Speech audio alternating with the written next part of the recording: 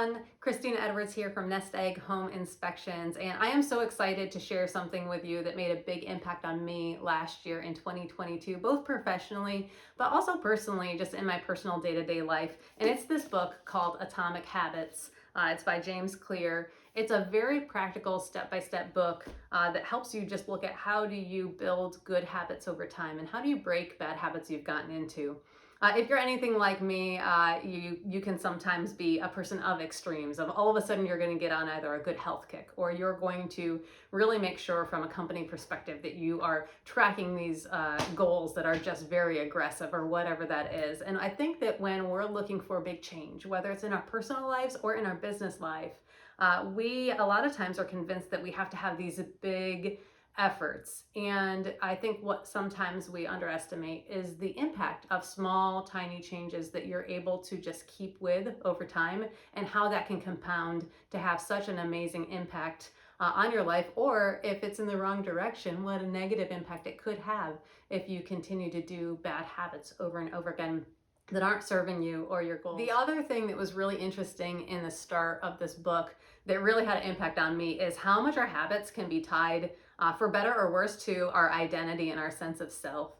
And just two really quick examples. One is, if you decide from an identity perspective, for example, that you're a healthy person and you start this new habit where you're exercising, and this has happened to me. I was exercising, doing great, and it got to the point that I really started not just exercising and saying, I've been exercising and on a really great trend for 10 weeks, but I am a healthier person. I am thinking about things differently. And I started to make that more of my identity. And then when I had a bump in the road and wasn't able to do exercise every morning and wasn't even able to necessarily get up first thing in the morning when I first was injured, it was able to very quickly be, well, I still am a healthy person, but I'm a healthy person in recovery.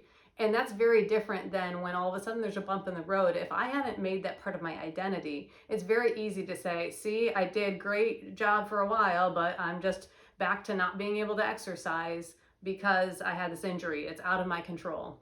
I think we can take things more into control when we decide who we want to be, and our process and our goals are about who we want to become or who we want to be or who we are, rather than just the goal we're trying to achieve.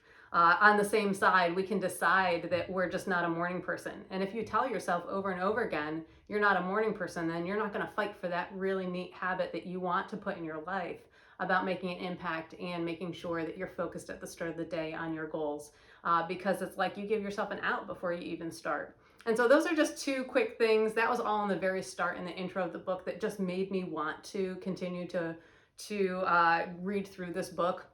It's got a lot of cool tips around just the laws of behavior change, how you go about it, like step by step, what are the things you can do to create good habits and to break bad ones. I hope this helps you or someone in your life. Atomic Habits by James Clear. Thanks.